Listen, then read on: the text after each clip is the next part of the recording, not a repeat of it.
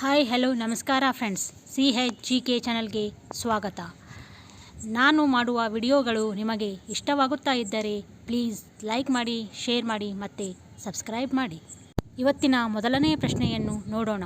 Central board of ಪರೋಕ್ಷ ತೆರಿಗೆಗಳ ಮತ್ತು ಕಸ್ಟಮ್ಸ್ CBIC ಪರವಾಗಿ ಪರೋಕ್ಷ ತೆರಿಗೆಗಳನ್ನು ಸಂಗ್ರಹಿಸಲು RBI ಯಾವ ಬ್ಯಾಂಕ್ಗೆ ಅಧಿಕಾರ ನೀಡಿದೆ?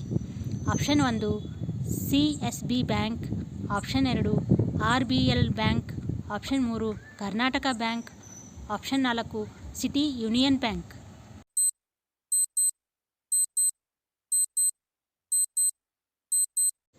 ಈ ಪ್ರಶ್ನೆಯ ಸರಿಯಾದ ಉತ್ತರ ಆಪ್ಷನ್ 2 RBL ಬ್ಯಾಂಕ್. ವಿವರಣೆ: ಸರಿಯಾದ ಉತ್ತರ RBL bank central board of ಪರೋಕ್ಷ ತೆರಿಗೆಗಳು ಮತ್ತು ಕಸ್ಟಮ್ಸ್ CBIC ಪರವಾಗಿ ಪರೋಕ್ಷ ತೆರಿಗೆಗಳನ್ನು ಸಂಗ್ರಹಿಸಲು RBI RBL ಬ್ಯಾಂಕ್ಗೆ ಅಧಿಕಾರ ನೀಡಿದೆ. ಪ್ರಶ್ನೆ ಸಂಖ್ಯೆ 2. ವಿಶ್ವದಾದ್ಯಂತ ಜೀವನ ವೆಚ್ಚ ಸೂಚ್ಯಂಕ 2021 ಪ್ರಕಾರ ಅತ್ಯಂತ ದುಬಾರಿ ನಗರ ಯಾವುದು? Option 1 Delhi olive, option 2 Paris, option 3 Syria, option 4 Singapore.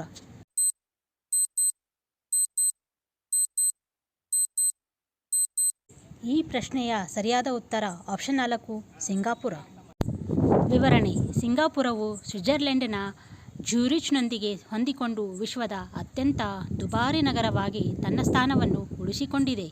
11 ವರ್ಷಗಳಲ್ಲಿ ಇದು 9ನೇ ಬಾರಿಗೆ ಸಿಂಗಾಪುರ ಅಗ್ರಸ್ಥಾನದಲ್ಲಿದೆ. ಪ್ರಶ್ನೆ ಸಂಖ್ಯೆ 3. ಸಹ ಬ್ರಾಂಡೆಡ್ ಕ್ರೆಡಿಟ್ ಕಾರ್ಡ್ ಕಾಚಿಂಗ್ ಅನ್ನು ಪ್ರಾರಂಭಿಸಲು ಯಾವ ಬ್ಯಾಂಕ್ ಇಂಡಿಗೋ ಜೊತೆ ಒಪ್ಪಂದ ಮಾಡಿಕೊಂಡಿದೆ? Option 1 Karur Vysya bank, option 2 South Indian bank, option 3 Karnataka bank, option 4 Kotak Mahindra bank.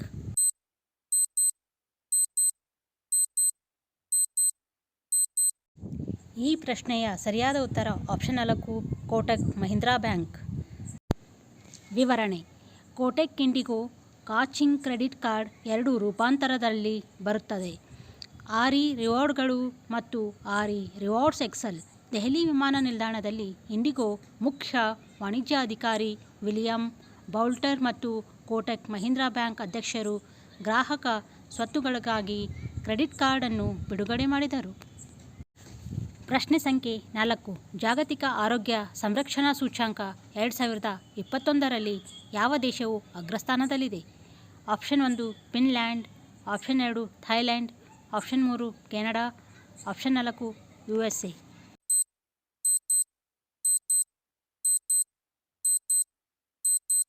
ಈ ಪ್ರಶ್ನೆಯ ಸರಿಯಾದ ಉತ್ತರ ಆಪ್ಷನ್ 4 USA. ವಿವರಣೆ: GHS ಸೂಚ್ಯಂಕ ಕುರಿತು. ಇದು 195 ದೇಶಗಳಲ್ಲಿ ಆರೋಗ್ಯ ಭದ್ರತೆ ಮತ್ತು ಸಂಬಂಧಿತ ಸಾಮರ್ಥ್ಯಗಳ ಮೌಲ್ಯಮಾಪನ ಮತ್ತು ಮಾನದಂಡವಾಗಿದೆ. ಇದನ್ನು ನ್ಯೂಕ್ಲಿಯರ್ ಥ್ರೆಟ್ ಇನಿಸಿಯೇಟಿವ್ NTI ಮತ್ತು ಜಾನ್ಸ್ ಹಾಪ್ಕಿನ್ಸ್ ಸೆಂಟರ್ ಸಹಭಾಗಿತ್ವದಲ್ಲಿ ಅಭಿವೃದ್ಧಿಪಡಿಸಲಾಗಿದೆ. ವಿವರಣೆ: NTI ಒಂದು ಲಾಭೋದ್ದೇಶವಿಲ್ಲದ ಜಾಗತಿಕ ಭದ್ರತಾ ಸಂಸ್ಥೆಯಾಗಿದ್ದು, ಮಾನವೀಯತೆಗೆ ಅಪಾಯವನ್ನುಂಟುಮಾಡುವ ಪರಮಾಣು ಮತ್ತು ಜೈವಿಕ ಬೆದರಿಕೆಗಳನ್ನು ಕಡಿಮೆ ಮಾಡಲು ಕೇಂದ್ರೀಕರಿಸಿದೆ.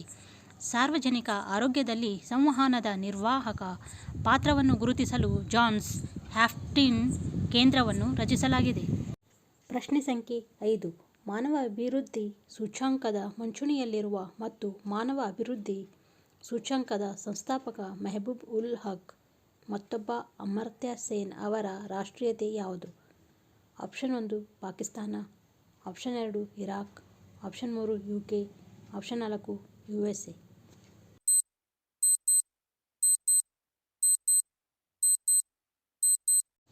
ಈ ಪ್ರಶ್ನೆಯ ಸರಿಯಾದ ಉತ್ತರ ಆಪ್ಷನ್ 1 ಪಾಕಿಸ್ತಾನ. ವಿವರಣೆ: ಮಾನವ ಅಭಿವೃದ್ಧಿ ಪರಿಕಲ್ಪನೆಯನ್ನು ಅರ್ಥಶಾಸ್ತ್ರಜ್ಞ ಮೆಹಬೂಬ್ ಉಲ್ ಹಕ್ ಅಭಿವೃದ್ಧಿಪಡಿಸಿದ್ದಾರೆ. 1970ರ ದಶಕದಲ್ಲಿ ವಿಶ್ವ ಬ್ಯಾಂಕ್ನಲ್ಲಿ ಮತ್ತು ನಂತರ ಅವರ ಸ್ವಂತ ದೇಶವಾದ ಪಾಕಿಸ್ತಾನದಲ್ಲಿ ಹಣಕಾಸು ಸಚಿವರಾಗಿ ಡಾಕ್ಟರ್ ಹಕ್ ಅವರು ಮಾನವ ಪ್ರಗತಿಯ ಅಸ್ತಿತ್ವದಲ್ಲಿರುವ ಕ್ರಮಗಳು ಅಭಿವೃದ್ಧಿಯ ನಿಜವಾದ ಉದ್ದೇಶವನ್ನು ಜನರ ಜೀವನವನ್ನು ಸುಧಾರಿಸಲು ವಿಫಲವಾಗಿವೆ ಎಂದು ವಾದಿಸಿದರು. ಪ್ರಶ್ನೆ ಸಂಖ್ಯೆ 6. ಕೆಳಗಿನ ಯಾವ ಸಮಿತಿಗಳು ಭಾರತದಲ್ಲಿ ಬಡತನದ ಅಂದಾಜಿನೊಂದಿಗೆ ಸಂಬಂಧ ಹೊಂದಿಲ್ಲ. Option 1 VK. ಅಲಗ್ ಸಮಿತಿ. ಆಪ್ಷನ್ 2 ಸುರೇಶ್ ಟೆಂಡೂಲ್ಕರ್ ಸಮಿತಿ. ಆಪ್ಷನ್ 3 ರಂಗರಾಜನ್ ಸಮಿತಿ. ಆಪ್ಷನ್ 4 ವಿಜಯ್ ಕೇಳ್ಕರ್ ಸಮಿತಿ.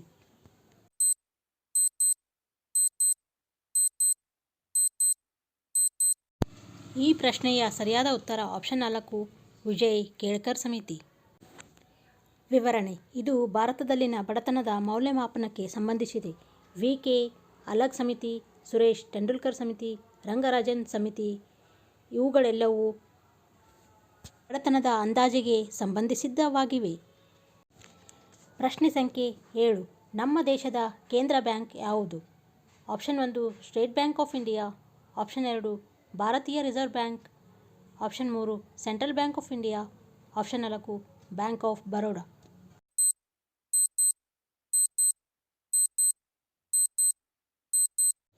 ಈ ಪ್ರಶ್ನೆಯ ಸರಿಯಾದ ಉತ್ತರ ಆಪ್ಷನ್ 2 ಭಾರತೀಯ ರಿಸರ್ವ್ ಬ್ಯಾಂಕ್. ವಿವರಣೆ: ನಮ್ಮ ದೇಶದ ಕೇಂದ್ರ ಬ್ಯಾಂಕ್ ಭಾರತೀಯ ರಿಸರ್ವ್ ಬ್ಯಾಂಕ್ ಆಗಿದೆ. ಇದು ಭಾರತದ ಸರ್ವೋಚ್ಚ ಬ್ಯಾಂಕ್ ಮತ್ತು ದೇಶದ ವಿತ್ತೀಯ ನೀತಿಯನ್ನು ನಿರ್ಧರಿಸುತ್ತದೆ. ಆರ್.ಬಿ.ಐ ಅನ್ನು ಏಪ್ರಿಲ್ 1, 1935ರಂದು ಭಾರತೀಯ ರಿಸರ್ವ್ ಬ್ಯಾಂಕ್ ಆಕ್ಟ್ 1934ರ ಅಡಿಯಲ್ಲಿ ಸ್ಥಾಪಿಸಲಾಯಿತು. ಪ್ರಶ್ನೆ ಸಂಖ್ಯೆ 8. ಆರ್.ಎನ್. ಮಲ್ಹೋತ್ರಾ ಸಮಿತಿಯು ಯಾವ ಕ್ಷೇತ್ರದಲ್ಲಿ ಸುಧಾರಣೆಗಳಿಗಾಗಿ ತನ್ನ ವರದಿಯನ್ನು ಸಲ್ಲಿಸಿತು? ಆಪ್ಷನ್ 1 ಬ್ಯಾಂಕಿಂಗ್ ವಲಯ. ಆಪ್ಷನ್ 2 ತೆರಿಗೆ ಸುಧಾರಣೆ. ಆಪ್ಷನ್ 3 ಸಿಕ್ ಇಂಡಸ್ಟ್ರಿ. ಆಪ್ಷನ್ 4 ವಿಮಾ ವಲಯ.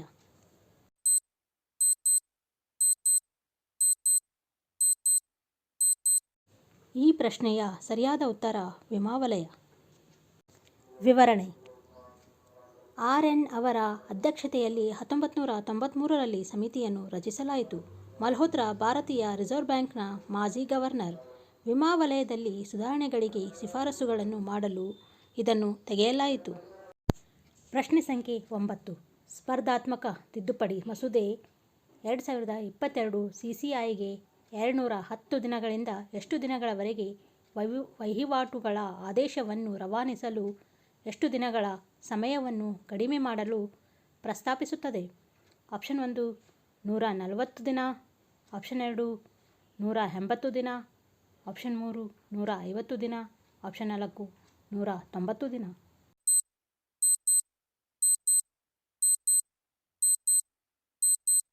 ಈ ಪ್ರಶ್ನೆಯ ಸರಿಯಾದ ಉತ್ತರ ಆಪ್ಷನ್ 3 150 ದಿನ.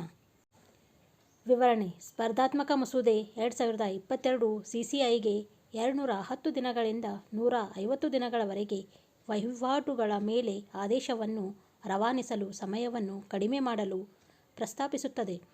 ಇದು ಸ್ಪರ್ಧಾತ್ಮಕ ಕಾಯ್ದೆ 2002 ಅನ್ನು ತಿದ್ದುಪಡಿ ಮಾಡಲು ಪ್ರಯತ್ನಿಸುತ್ತದೆ. ಯಾವುದೇ ವ್ಯಕ್ತಿ ಅಥವಾ ಉದ್ಯಮವು ಸ್ಪರ್ಧೆಯ ಮೇಲೆ ಪ್ರತಿಕೂಲ ಪರಿಣಾಮವನ್ನು ಉಂಟುಮಾಡುವ ಸಂಯೋಜನೆಗೆ ಪ್ರವೇಶಿಸುವುದನ್ನು ಕಾಯ್ದೆ ನಿಷೇಧಿಸುತ್ತದೆ. ಪ್ರಶ್ನೆ ಸಂಖ್ಯೆ 10. ಭಾರತದಲ್ಲಿ ಮಾನ್ಯತೆ ಪಡೆದ ಷೇರು ವಿನಿಮಯ ಕೇಂದ್ರಗಳ ಸಂಖ್ಯೆ ಎಷ್ಟು? ಆಪ್ಷನ್ 1 19. ಆಪ್ಷನ್ 2 20. ಆಪ್ಷನ್ 3 21. ಆಪ್ಷನ್ 4 23.